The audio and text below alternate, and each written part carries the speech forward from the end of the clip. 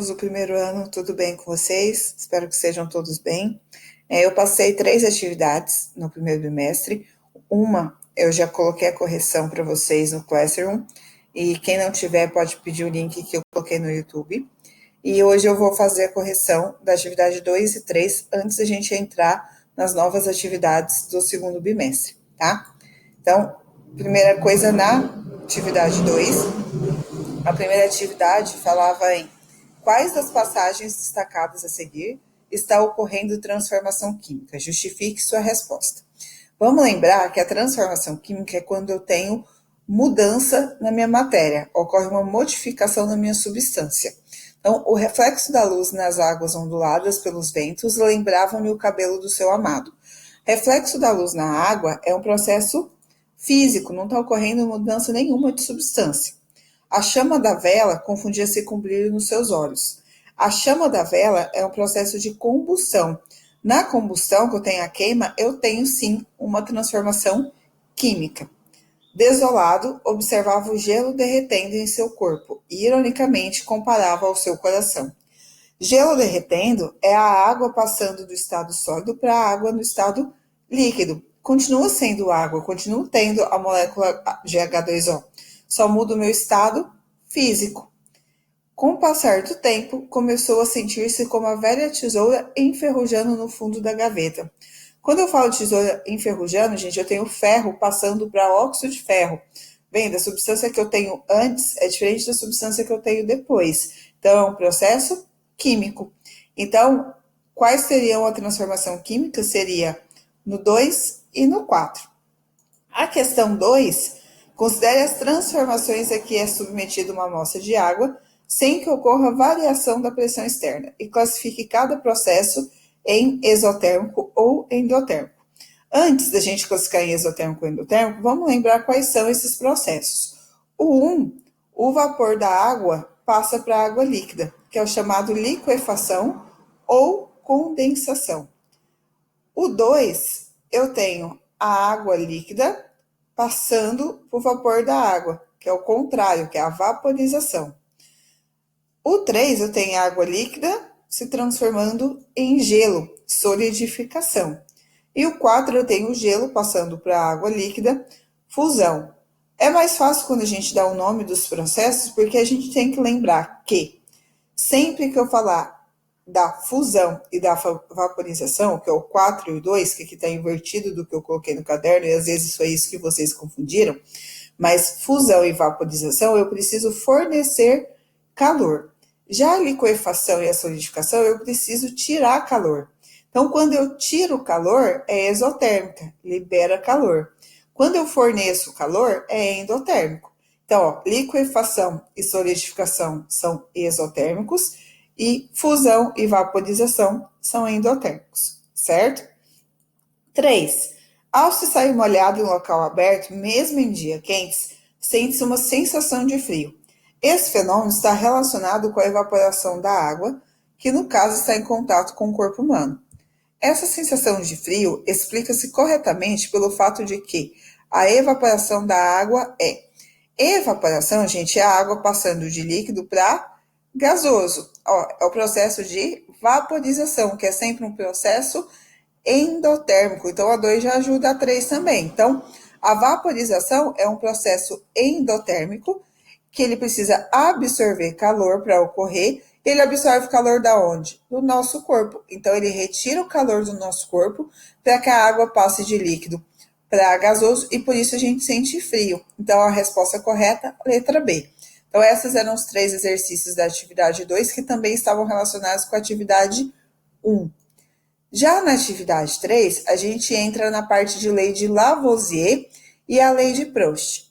Então, aqui, o primeiro exercício, o cálcio reage com oxigênio, produzindo o óxido de cálcio, mais conhecido como cal virgem. Foram realizados 2 experimentos, cujos dados estão alistados na tabela a seguir de forma incompleta. Então, o primeiro experimento, ele usou 40 gramas de cálcio, X de oxigênio e formou 56 gramas de cal virgem. No segundo experimento, eu não sei quanto ele teve de cálcio, só que ele usou 32 gramas de oxigênio e também não sei quanto que ele formou de cal virgem. Descubra os valores de X, Y e Z com auxílio das leis de Lavoisier e a lei de Proust. A lei da conservação das massas, gente, que é Lavoisier, fala que a somatória das massas do meu reagente, que é o que eu tenho antes da seta, ó, que seria o cálcio e o oxigênio, tem que ser igual à somatória das massas que eu tenho no meu produto, depois da seta. Então, para entender aqui, eu teria que falar que 40 mais x é igual a 56. O que eu tenho no reagente tem que ser igual ao que eu tenho no meu produto. Entra numa equação de primeiro grau de matemática. Se o 40 está aqui positivo, passa para o outro lado subtraindo. Então, x é 56 menos 40, o x vale 16. Então, aqui eu apliquei a lei de Lavoisier. Mas como que eu vou aplicar a lei de Lavoisier no segundo experimento se eu tenho duas incógnitas? Se eu falar que y mais 32 é igual a z, eu não consigo ir para lugar nenhum. Então, a gente vai aplicar a lei das proporções constantes. Como eu descobri que o x aqui vale 16, 16 para 32 eu tenho uma constante de proporcionalidade. Se eu dividir 32 por 16, eu tenho um fator 2, ou seja, eu multipliquei 16 por 2 para dar o 32. Se eu multipliquei 16 por 2 para dar o 32, para descobrir o y, eu tenho que multiplicar 40 por 2, e para achar o z, eu tenho que multiplicar 56 por 2. Então, eu chego que o y vale 80 e o z vale 112. A gente pode aplicar também no final Lavoisier, ó, 80 mais 32 vai dar o 112. O segundo exercício, ele fala assim, na reação de neutralização do ácido clorídrico pelo hidróxido de magnésio, sabe-se que 73% do ácido, então ó, a reação é o ácido clorídrico, mais hidróxido de magnésio, formando cloreto de magnésio e água.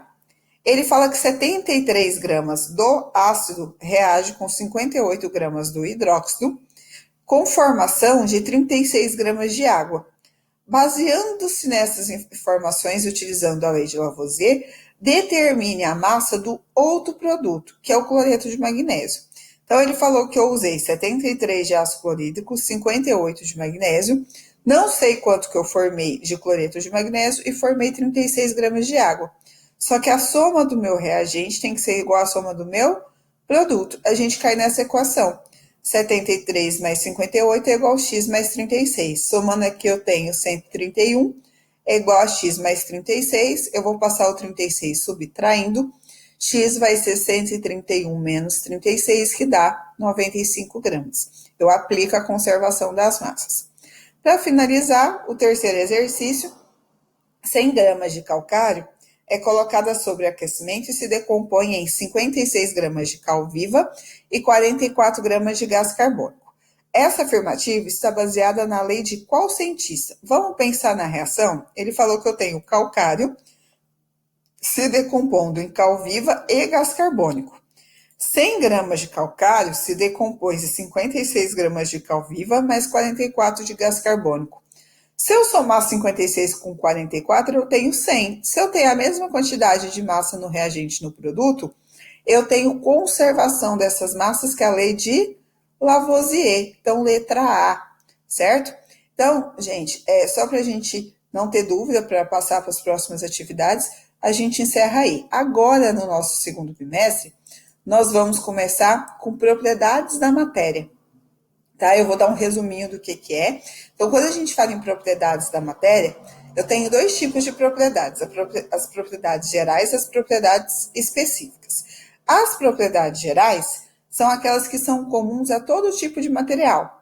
Massa, impenetrabilidade, compressibilidade, volume, divisibilidade, temperatura, cor, elasticidade. Se eu falo que eu tenho dois corpos que têm a massa de 30 gramas, só por isso eu não consigo identificar qual substância é qual.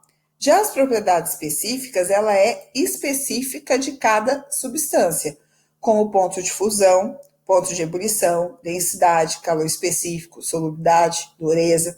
Por exemplo, se eu falo que eu tenho duas substâncias, uma tem o ponto de ebulição de 100 graus Celsius e a outra o ponto de ebulição de 78, se eu procurar em tabelas, em livros, eu sei que quem tem ponto de ebulição de 100, a substância, é a água, e a substância que tem ponto de ebulição de 78 é o álcool. Então, ela é específica de cada substância, certo? Então, está relacionado com aquelas mudanças de estado que a gente falou várias vezes no começo, enquanto a gente estava no presencial também, que tem no caderno de vocês. A partir dessas mudanças de estado, eu tenho a curva de aquecimento.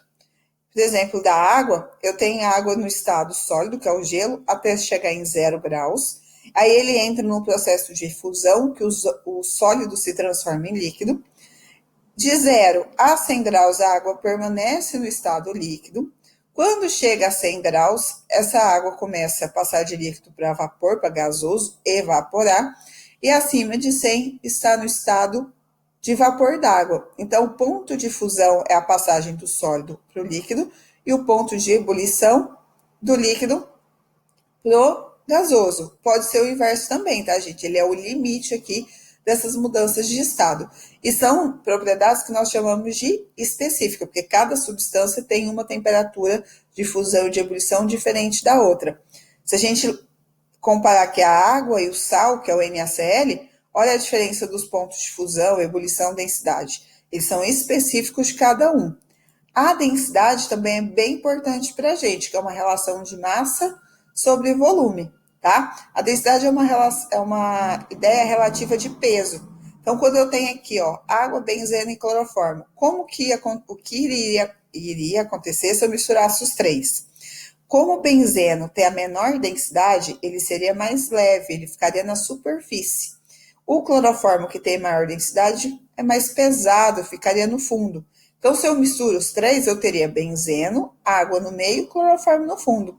Lembra a brincadeira que a gente faz às vezes na piscina? A gente está com um objeto, se ele afundar, é que ele é mais denso que a água, se ele flutuar, ele é menos denso que a água.